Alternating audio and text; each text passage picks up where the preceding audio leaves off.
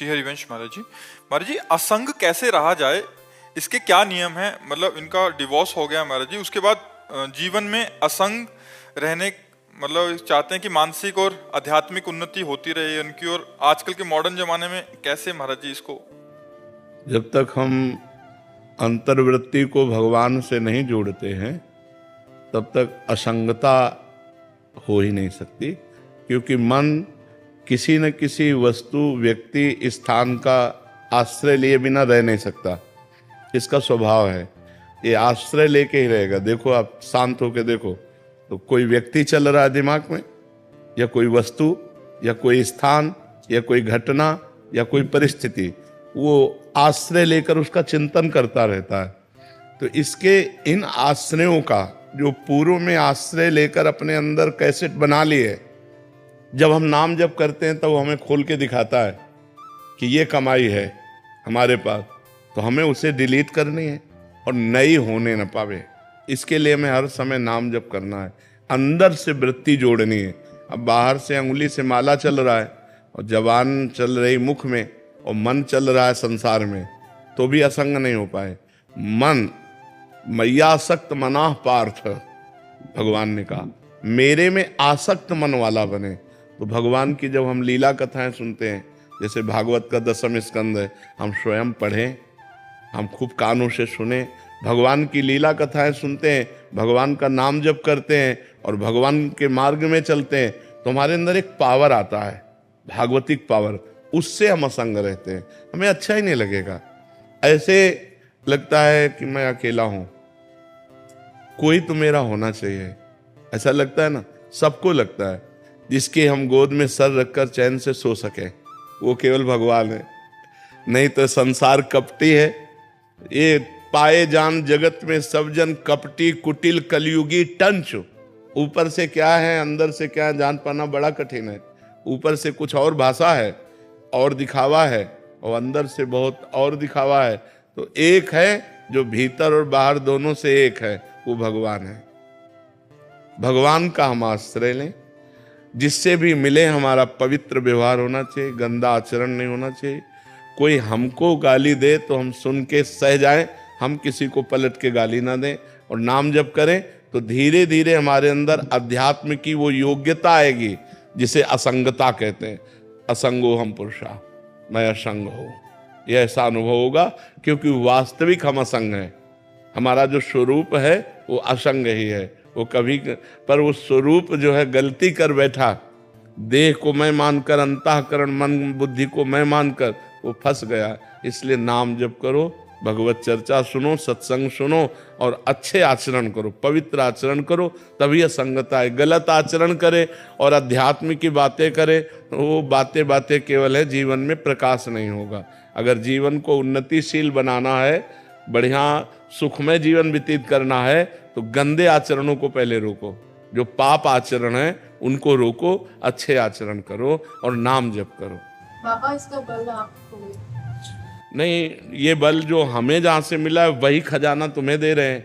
मान लो हम कह रहे राधा राधा जपो, भगवत चर्चा सुनो, तो इसी से तो हमें बल मिला है। जिस बल से हम टिके हुए हैं वही बल हम सबको दे रहे हैं। अगर इस बल को आप स्वीकार करें तो लंबे समय में आप खुद अनुभव करेंगे कि आपके अंदर कैसी क्षमता बढ़ रही है, आपके अंदर कैसे भाव बढ़ रहे हैं। जी, सौरभ शर्मा जी, सहारनपुर। राधे राधे महाराज जी, आपके चरणों में दंडवत प्रणाम।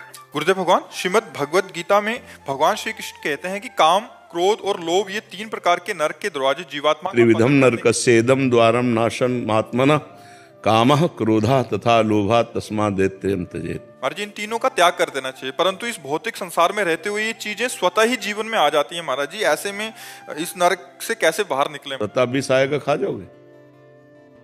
स्वतः विष आ गए तो खा जाओगे क्या? विवेक है कि ये विष है, ये खाद्य नहीं है। तो स्वतः हमारे सामने अगर भोग आते हैं तो वो धर्मयुक्त हैं या अधर्मयुक्त। जैसे भगवान ने काम को नरक का द्वार बताया, तो एक जगह काम को अपना स्वरूप बताया विभूतियों में। जब भगवान विभूतियों का वर्णन करते हैं तो कहते हैं धर्मयुक्त काम मैं हूं। जैसे पानी ग्रहण किया, धर्मयुक्त पत्नी शास्त्र सम्मानित स्वीकार किया। आज जो ये व्यभिचार प्रवृत्ति चल रही ना, ये नहीं, शास्त्र प्रमाणित कुल परंपरागत धर्मयुक्त पाणी ग्रहण वैदिक मंत्रों के द्वारा अग्नि को साक्षी करके जिसको स्वीकार किया संतानोत्पत्ति के लिए, उससे किया हुआ भोग वो भगवत स्वरूप है, वो पाप नहीं है, वो उसके लिए दोष नहीं है। ऐसे ही स्त्री के लिए अपने पति के साथ सहवास करना धर्म है और दूसरे पुरुषों को काम दृष्टि से देखना मात्र पाप है। पर ये बातें, कलयुग का प्रभाव कैसा चल रहा है, इतना गंदा वातावरण होता जा रहा है। पवित्रता जहां छाई रहती है वहां संशय हो रहा है, वहां संशय हो रहा है। ऐसे पवित्र संबंधों में ये गंदी बातें प्रवेश कर रही हैं जहां दिमाग काम नहीं करता। ऐसा कैसे हो सकता है? समाज में कितनी गंदगी फैल रही है, कितना गंदा व्यवहार हो रहा है। ये समझा ही नहीं जा रहा कि ये धर्म है। शरीर को पवित्र रखना धर्म है। जैसे स्त्री शरीर है, इसको जब तक ब्याह ना हो तब तक पवित्र रखना ये धर्म है। और फिर पति को पवित्र होकर समर्पित करना और आजीवन उस पति के अधीन रहना ये धर्म है। ऐसे पुरुष के लिए है। जब तक पाणी ग्रहण ना हो तब तक ब्रह्मचर्य रहना धर्म है। और जब अर्धांगिनी मिल जाए तो उसे प्राण के समान प्यार करते हुए, उसकी गलतियों को क्षमा करते हुए, उसकी मनोकामनाएं पूर्ण करते हुए, उसे धर्म के लिए उससे अनुमति लेते हुए सहज मित्रवत भाव से आजीवन पार करे। ये गृहस्थ धर्म हमारे सनातन धर्म का है। अब आज क्या हो रहा है? आज क्या हो रहा है? ये बहुत गंदी बातें हो रही हैं। आप सब नौजवान बच्चे संभलो, इससे तुम्हारा जीवन बड़ा संकटपूर्ण हो जाएगा। बच्चियां, एक बॉयफ्रेंड ब्रेकअप, दो बॉयफ्रेंड ब्रेकअप, तीन बॉयफ्रेंड ब्रेकअप, ये क्या चल रहा है? इसे क्या कहा जाता है? वैश्या प्रवृत्ति। जो कई पुरुषों से संबंध बनाए उसे क्या कहते हैं? और जो कई लड़कियों से संबंध बनाए उसे व्यभिचारी कहते हैं। तो अब व्यभिचारी और वैश्या प्रवृत्तियां अंदर धारण करना, अब इससे आप सदगृहस्थ बन जाएंगे। जब आपको पत्नी मिलेगी तो आप अपनी पत्नी में संतुष्ट नहीं रहेंगे। जब आपको पति मिलेगा तो आप पति में संतुष्ट नहीं रहेंगे, क्योंकि आपका व्यभिचार करना स्वभाव बन गया है। इसलिए धर्मयुक्त ब्याह और उससे भी जो संतानोत्पत्ति के लिए भोग किया जाता है वो काम भगवत स्वरूप है। तो ऐसा नहीं कि हमारे सामने हर भोग आ गया तो हम उसे भोगें। हमारे अंदर विवेक है। धर्मयुक्त भोग है तो उसे हम भोगें, धर्मयुक्त नहीं है तो हम उसका त्याग करें, नहीं तो हमें नरक जाना पड़ेगा। जो पर पुरुष से रति करती है, रौरव नरक कल्प सत्परे। पतिवंचक परपति रति करई, रौरव नरक कल्प सत्परे। जो अपने पति का त्याग करके दूसरे पुरुष से संभोग, वो सैकड़ों कल्प तक नरक भोगती है। ऐसे पुरुष के लिए लिखा हुआ है। उसमें श्रीमद् भागवत में पढ़ के देखो, जहां नरकों का वर्णन है। जो पुरुष दूसरी स्त्री से सहवास करता है तो वहां लोहे से तपी हुई स्त्री नरक में, और उसी का आलिंगन करवाया जाता है। और मरना है नहीं वहां, अब वर्षों उसी में चिपकाए रख ले। बहुत होश में, बहुत होश में। ऐसा नहीं है कि कर्मों का फल नहीं मिलता। बहुत, जब कर्म अपने स्वरूप में आ जाएगा तो बड़े बड़ों को दंड देता है, बड़े बड़े संत महात्माओं को भी दंड देता है, बख्शता नहीं है। बड़े बड़े संतों के जीवन में देखा गया। तो ये कर्म बहुत बलवान है, ये नष्ट नहीं होता, ये दंड दे के ही नष्ट होता है। इसलिए कर्म बहुत सावधानी पूर्वक करना चाहिए। तो भगवान ने तीन को नरक का द्वार बताया, कामः, क्रोधः तथा लोभा। तो क्रोध की स्वयं उत्पत्ति नहीं है, इसकी काम से उत्पत्ति है। कामा संजायते क्रोधा। काम जब हमारी वृत्ति उदय होती है उसमें बाधा पड़ती है तो हमारे अंदर क्रोध आ जाता है। क्रोध स्वयं नहीं आता, क्रोध कामना में बाधा पड़ने पर आता है। जैसे कहते हैं कि आप हमसे नम्र व्यवहार करें, तो ये हमारी कामना है। और जब आप नम्र व्यवहार नहीं करेंगे क्रोध आ जाएगा, क्योंकि हमने कामना की। कामना अगर ना हो तो क्रोध की सत्ता ही नहीं है। तो कामना से ही क्रोध प्रकट हुआ। और जो लोभ है वो कामना से होता है।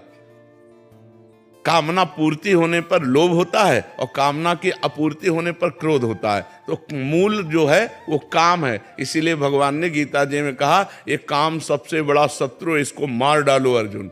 अर्थात निष्कामता जब तक नहीं आएगी तब तक शांति, आनंद, सदगति नहीं होने वाली। इसलिए भगवान का नाम जप करो, अच्छे आचरण करो, आए हुए समस्त भोगों को निर्णय करो विवेक के द्वारा कि धर्मयुक्त है कि अधर्म है। अब ये धर्म नहीं कि कोई आपके सामने आके कहे मुझे भोगो, तो नहीं। तो हमारे किस धर्म के डिपार्टमेंट में हो जो हम तुम्हें स्पर्श करें? नहीं, ये पाप है, मैं कभी नहीं करूँगा। ऐसी हिम्मत होनी चाहिए।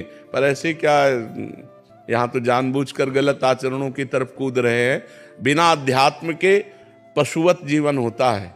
इसलिए शास्त्र स्वाध्याय और संत संग, अध्यात्म जरूर जानना चाहिए। आज के नए बच्चे अध्यात्म को जानते नहीं, इसलिए अध्यात्म अनिवार्य है।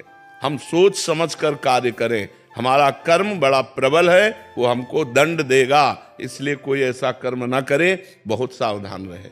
जैसा मन में ख्याल आते रहते हैं कुछ भी, तो क्या उनका भी पाप लगता है? वो नहीं, कलयुग का एक प्रश्न। अन्य युगों में तो लगता था कलिकर एक पुनीत प्रतापा, मानस पुण्य होए नहीं पापा।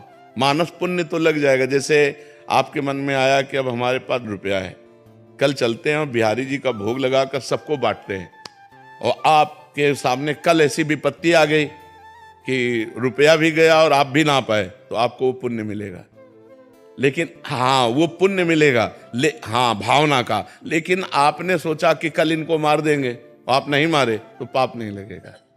कलिकर एक पुनीत प्रतापा, मानस पुण्य होए नहीं पावा। अगर मानसिक पाप लगते तो तब तो पहाड़ जैसे पाप इकट्ठा हो जाते, क्योंकि मन पाप तो सोचता ही रहता है। तो कलयुग में मानसिक पाप नहीं लगते हैं। महाराज जी, मन व प्रत्येक इंद्रियों में जो अंधकार फैला रखा है वो समय नष्ट कर रहा है। हमारा इस दुष्ट मन को हम कैसे केवल प्रभु में ही लगाएं? जन्म जन्म जाते जा रहे हैं, पर महाराज जी किसी जीवन में प्रभु नहीं मिले आज तक। महाराज जी, इस जीवन में उनका नाम और इसको कैसे पकड़ूं महाराज? जब पकड़ा ना, क्या जबान भगवान ने दी, राधा राधा राधा राधा राधा राधा। कान भगवान ने दिए, भगवान की चर्चा सुनो। आंख भगवान ने दिए, सब में भगवान की भावना करो। जैसे बिजली के बिना कोई यंत्र नहीं चल सकता, ऐसे भगवान के बिना कोई स्त्री पुरुष मनुष्य पशु पक्षी, इनमें जो चेतना है ये सब भगवान ही है। पर मन बहुत परेशान कर रहा है महाराज जी। मन परेशान कर रहा है क्योंकि मन को तुमने परेशानी जगह में लगा रखा है। अगर आनंद की जगह में लगाओ तो आनंद मिले। आनंद सिंधु प्रिया प्रीतम है, और परेशानी की जगह शरीर और संसार और भोग है, तो शरीर संसार भोगों में लगाओगे तो परेशानी पैदा होगी। प्रिया प्रीतम में लगाओगे तो आनंद प्रकट होगा। अब प्रिया प्रीतम में लग नहीं रहा क्योंकि बहुत जन्मों से संसार में लगा रहा है, तो अब प्रयास करो। मनुष्य जन्म मिला है, प्रयत्न मिला है, आप उठते बैठते चलते फिरते राधा राधा राधा राधा जपने की कोशिश करो। चतुरासी जी का पाठ करो, श्री जी की सेवा विराजमान करो, पवित्र आचरण रहे, शरीर पवित्र रहे और आचरण पवित्र रहे। अभी मन आनंदित होने लगेगा। अब गंदे आचरणों में मन जा रहा है और हम उसे छूट दिए हैं, और जो मन आता है वो करता है, जो मन आता है वो हम खाते हैं, जैसे मन आता है वैसे हम जी रहे हैं, तो मन शांत तो रहेगा ही। मन के अनुसार नहीं चलना, धर्म के अनुसार चलना है, प्रभु के अनुसार चलना, तभी शांति मिलेगी। वारिता जी हरियाणा से। राधे राधे महाराज जी। महाराज जी, क्या नाम जप से मनुष्य की मतलब मेरी रजोगुण की प्रवृत्ति बदल सकती है? अरे रजोगुण की बात क्या, रजोगुण तमोगुण तो नष्ट ही हो जाएंगे, और सतोगुण से ऊपर त्रिगुणातीत अवस्था प्राप्त हो जाएगी। नाम जप निरंतर जप का अभ्यास बन जाए तो यल्लब्ध्वापमान सिद्धो भवति, अमृतो भवति, तृप्तो भवति। जो सिद्ध हो जाता है, जो अमृत पान कर लेता है, जो तृप्त हो जाता है, वो नाम जापक। नाम जाप, नाम में समझते हो बड़ी अपार सामर्थ्य नाम भगवान में विराजमान है। बड़े भाग्यशाली हैं जो निरंतर नाम जपने का अभ्यास लेते हैं। पर नाम जप आनंद मिले ना मिले, सुख मिले ना मिले, लाभ मिले ना मिले, इसकी कोई परवाह न करके एक ड्यूटी बाई जब जप करे, तब जाकर सातु दीर्घ काल निरंतर सत्कार सेवितो दृढ़ भूमि। जो दीर्घ काल तक आदर सहित नाम भगवान का निरंतर जप करता है, वो दृढ़ भूमि, वो सिद्ध हो जाता है, वो भगवत प्राप्त हो जाता है। पहले नाम जप में अभ्यास के द्वारा ध्यान लगाना सीखे। सही जप, हाथ में माला चल रहा है, जबान में नाम चल रहा है, मन संसार में घूम रहा है, अभी सही जप नहीं हुआ। सही जप हुआ, माला हो या ना हो, जबान चले या ना चले, मन के द्वारा हमारा नाम जप। पर ये बहुत ऊंचाई की बात, इसलिए नए साधकों को घबराना नहीं चाहिए। नहीं, क्लास बाय क्लास है, भूमिका है, नाम जप की भूमिका है। तो हमें प्रथम भूमिका में चाहिए कि जिह्वा हिलाते हुए नाम जप करें, और जहाँ जहाँ मन हमारा जाए वहाँ से हटाकर नाम में लगाएं। बार बार ये अभ्यास करें, और जहाँ जहाँ मन जाए वहाँ भगवान को देखने की चेष्टा करें कि वहाँ भी परमात्मा विराजमान। कोई भी वस्तु कोई भी व्यक्ति, कोई भी स्थान ऐसा नहीं जहाँ परमात्मा न विराजमान हो। तो नाम जप करते करते दो अभ्यास करें, एक तो जहाँ जाए वहाँ से हटा के नाम में लगावें, और एक जहाँ जाए वहीं भगवान को देखने की चेष्टा करें, वहीं परमात्मा को देखने की चेष्टा करें। धीरे धीरे हमारा मन, ये हम नहीं कह रहे कि तुम 2 महीने में सिद्ध हो जाओगे, 4 महीने में, अभ्यास लंबा खींचना पड़ेगा, क्योंकि बहुत जन्मों का अभ्यास हमारा विषय चिंतन का है।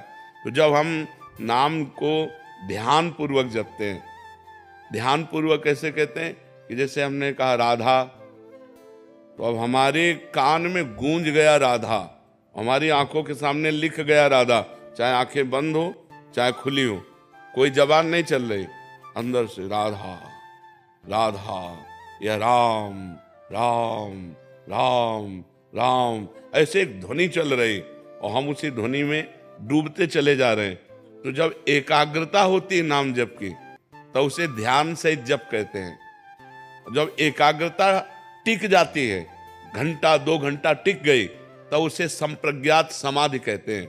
और जब एकाग्रता उठते बैठते चलते फिरते खाते पीते सब समय बनी रहती है, एक क्षण के लिए भी नाम नहीं छूटता, तो उसे असंप्रज्ञात विचक्षणा समाधि कहते हैं। वही सिद्ध पुरुष हो गया। कबीरदास जी कहते हैं, ठाड़े बैठे परे उताना, कबीर काहे हम रहे ठिकाना। चाहे हम खड़े हैं या बैठे हैं या पड़े हैं या खा पी रहे हैं, हम ठिकाने में रहते हैं, अर्थात हर समय भगवान के चिंतन में रहते हैं। तो यदि इस प्रकार नाम जप किया जाए, तो नाम जप से त्रिगुणातीत अवस्था, समाधि, परमात्म दर्शन, लीला में प्रवेश, जो चाहे वो सब प्राप्त हो सकता है। नाम से बढ़कर कोई साधना नहीं है, नाम ही जीवन का सार है। और ऐसा नहीं कि अपने साधन नहीं किए, अपने अष्टांग योग का साधन किए हुए हैं, सांख्य योग का साधन किए हुए हैं, कर्म योग का साधन किए हुए, सब करके आपको बता रहे कि सबका सार है नाम में प्रीति हो जाना।